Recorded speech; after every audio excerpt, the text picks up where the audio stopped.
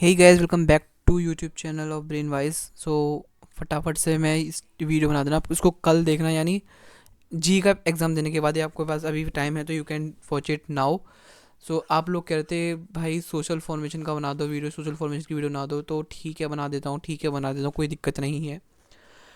तो देखो, social formation का आपको अगर सिलेबस कंप्लीट करना है तो आई नो कि थोड़ा सा डिफ़िकल्ट सब्जेक्ट है ये, जिन्होंने नहीं पढ़ा उनके लिए, और जिन्होंने पढ़ा है उनके लिए भी डिफ़िकल्ट ही होगा, क्योंकि आई नो कि वो थोड़ा सा कुछ भी ऐसा हमारे दिमाग में ज़्यादा डिस्ट्रैक्ट नहीं करता है, क्योंकि हमने इसमें से बहुत कुछ कम चीज़ें पढ़ी हैं। जैसे कि हमने सिर्फ यही पढ़ा है, क्या कहते हैं, सिविलाइजेशंस, जैसे कि हमारी हो गई Mesopotamian civilization, Egypt, China. China का तो खैर अपना पढ़ाई नहीं होगा, तो मैंने शायद मेसोपोटामिया तो पढ़ाई होगा क्लास 11th में आई थिंक, जितना मेरे को याद है, जो हमने अकेडियन और सुमेरियन पढ़े थे, याद है।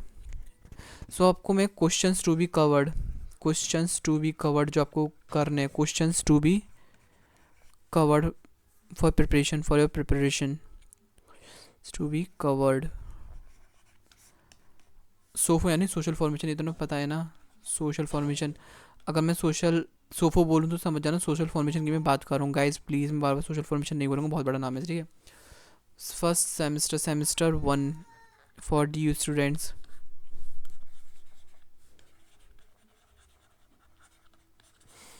ठीक है, तो इसमें आपको पहला क्वेश्चन तो आता है हमारा, क्या, कल्चरल रिवॉल्यूशन और बायोलॉजिकल रिवॉल्यूशन। क्या आता है?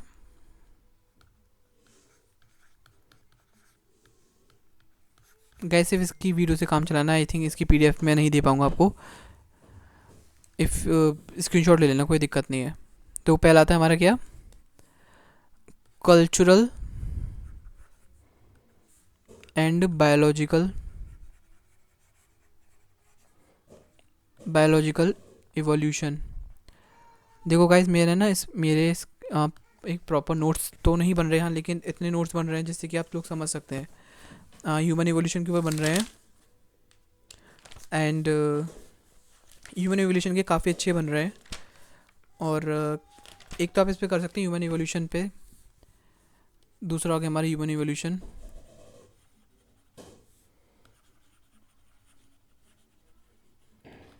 ठीक है, और इसमें देखो क्या क्या आएगा, इसमें थ्योरीज ऑफ ऑर्गेनिक इवोल्यूशन डाल दीजिएगा, जो कि एक एरेस्मस डार्विन ने दी थी। ठीक है, उन्होंने एक दिया था, क्या दिया था बताइए। एरेस्मस डार्विन थे, इनके जो ग्रैंडफादर थे वो थे चार्ल्स डार्विन, जिन्होंने की लिखी थी ओरिजिन ऑफ स्पीशीज इन 18 उनचास, उनचास, 50, नहीं 59, 1859, यानी 18, यहाँ पे लिख देता हूँ भैया क्योंकि हिंदी की काउंटिंग थोड़ी कमज़ोर है। 1859 में लिखी गई थी ओरिजिन ऑफ स्पीशीज़। इसका तो जिक्र जिक्र कर देना, अगर और इवोल्यूशन आता है ना, ओरिजिन ऑफ स्पीशीज़, इसका जिक्र कर देना। 1859 में लिखी गई थी। आपको मेरे मतलब कि फ्लम्बरिंग से आपको पता चल रहा होगा कि मेरा दिमाग कितना ऑफ है अभी इस टाइम। मेरा भले एग्ज़ाम से बहुत ज़्यादा, एग्ज़ाम दे दे के दिमाग ख़राब हो गया है बहुत ज़्यादा। देखो अब इसके बाद आ सकता है, खैर देखो, इसके बाद आ सकता है कल्चरल फैक्टर। देखो मुँह से बोल रहा हूँ और मैंने ऐसे टाइपिंग नहीं करी, क्योंकि टाइपिंग में बहुत टाइम जाता है, इसलिए मैं ऐसे ही लिख रहा हूँ, आपको समझ में आ रहा होगा। तो cultural factor of human evolution में आपको सेरेब्रल कॉर्टेक्स वगैरह के सारे बताने वाले कि ह्यूमन की जो इवोल्यूशन कैसे हुआ है, सारे बताना इसमें। उसके बाद आपको क्या बताना है,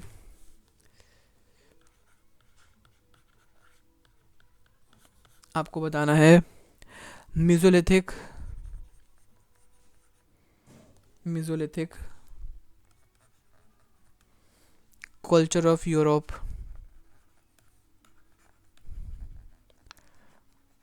और ये है, और इसके अलावा बहुत इंपॉर्टेंट है, वो है फूड प्रोडक्शन। फूड प्रोडक्शन के फैक्टर्स, और इसकी कभी कभी इसकी हिस्टोरियोग्राफीज भी आ जाती हैं। ठीक है, और ओरिजिन ऑफ फूड प्रोडक्शन, इसके बारे में क्वेश्चंस आते हैं। और इसके अलावा इसमें आपको लिखना पड़ेगा मीज़ोलिथिक में इंपॉर्टेंट साइट्स भी लिखनी पड़ेंगी। साइट्स में पुर्तगाल की कुछ साइट्स हैं, मोइटो दा सेबेस्टियाओ, ऐसी वाली बहुत ही ख़तरनाक नाम है, ठीक है। ऐसे फ्रांस की भी बहुत सी साइट्स हैं, आइलैंड की भी बहुत साइड है, इंग्लैंड की भी, बेल्जियम की भी, जर्मनी की भी, डेनमार्क की भी, स्वीडन की भी, ठीक है। और इसके बाद आपको लिखना है Mesolithic culture of Europe and West Asia, term use for hunting gathering cultures of Holocene ice age ended, जो कि हुआ था हमारा 10,000 BC में। समझ रहे हो, मैं आपको जो मेरे को याद है थोड़ा थोड़ा बता रहा हूँ मैं।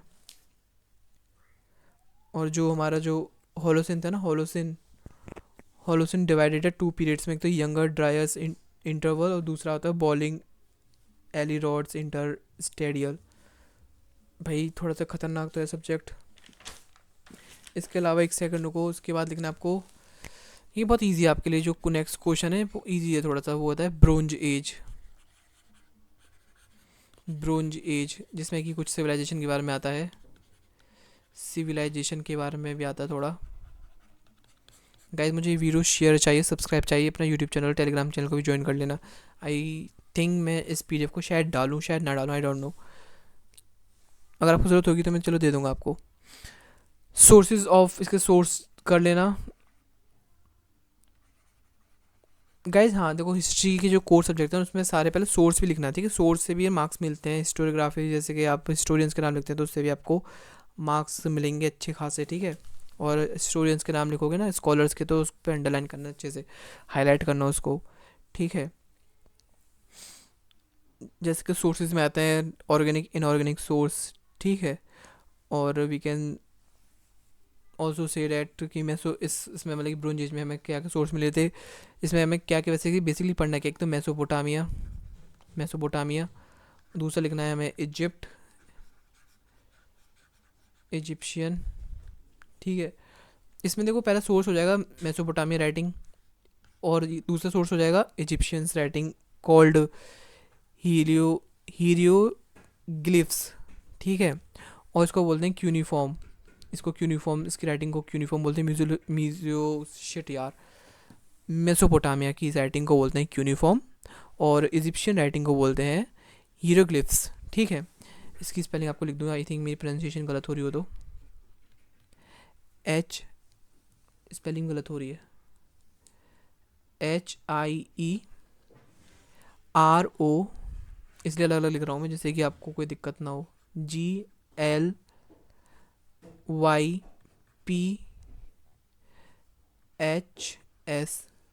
ये स्पेलिंग है इसकी। और इसकी है C, अरे यार क्या हो रहा है गाइस, प्लीज़ थोड़ा सा जो दिक्कत हो रही है, आई होप तुम समझ रहे होंगे भैया। यूनिफॉर्म, इसका ये है। अब इसके बाद आप लिख सकते हो सोर्सेज 2 टाइप के होते हैं, ऑर्गेनिक एंड इनऑर्गेनिक। ऑर्गेनिक में हो सकते हैं हमारे ऑर्गेनिक एंड इनऑर्गेनिक। ऑर्गेनिक में क्या आ जाएगा हमारे, जैसे कि क्लॉथ्स हो गई, वुड्स हो गए, ठीक है, सच एज क्लॉथ्स, वुड, जो कि अभी तक सर्वाइव नहीं कर पाई। However extremely dry condition of Egypt, organic material do not survive and hence inform us regarding the vast use of these materials। और इनऑर्गेनिक में आ जाएगा stones, metal, bronze age civilization, clay, ठीक है। Reverse में वहाँ पे कौन कौन सी जाती थी, यूफ्रेट्स कहाँ पे रहती थी, मतलब कहाँ पे बहती थी, मेसोपोटामिया में। नील रिवर कहाँ पे रहती थी, इजिप्शियन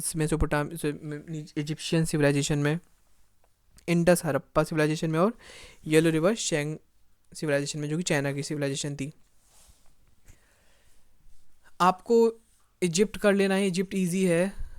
इजिप्ट क्योंकि मैंने भी करा था फर्स्ट सेमेस्टर में, इजी था। और मेसोपोटामिया भी कर सकते हो, 2 कर लेना क्योंकि 2 अच्छा ठीक रहता है। दूसरा मेसोपोटामिया ईजी है दोनों, you can go with it. और इसमें आपको रिलीजन, सोसाइटी, इकोनॉमी के बारे में बताना है, पॉलिटी के बारे में बताना है, और इसके अलावा ज़्यादा कोई क्वेश्चंस है नहीं। कल्चरल रिवॉल्यूशंस हो गए, फिर और कोई रहा है नहीं। फिर इसके बाद हमारा सेमेस्टर सेकंड स्टार्ट हो गया है। और एक बार मैं चेक कर लेता हूँ कहीं हो कुछ इसके अलावा कोई इम्पोर्टेंट क्वेश्चंस। वेट,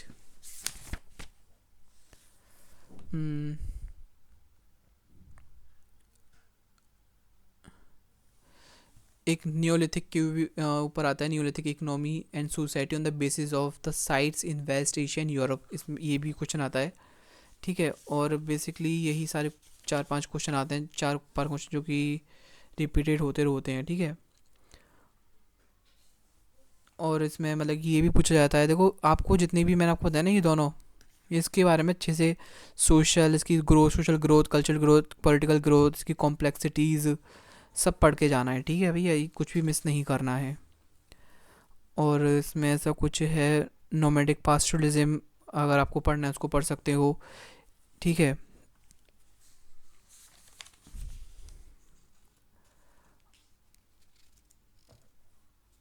और तो ऐसा कुछ है नहीं। और ये भी याद रखना है कि इसका इमरजेंस कैसे हुआ, ये भी आपको लिखना पड़ेगा। ठीक है, सो यही है सोशल फॉर्मेशन की। तो अगर आप कहोगे, अगर मेरे पे 20 कमेंट आते हैं, आप लोगों के 20 कमेंट आते हैं कि हाँ हमें इसका मटेरियल आप हमको समझाइए, तो मैं आपकी वीडियो स्टार्ट कर दूंगा बनाना। ठीक है, सो मैं आपका वेट कर रहा हूँ। So thank you so much for watching this video, like comment share subscribe, bye bye. आप मेरी हिस्ट्री ऑफ यूएसए की वीडियो देख सकते हैं, उससे आपको बहुत अच्छा एक्सप्लेनेशन समझ में आ जाएगा। मैंने उसको बहुत अच्छे से एक्सप्लेन किया है। So yes, let's wrap it.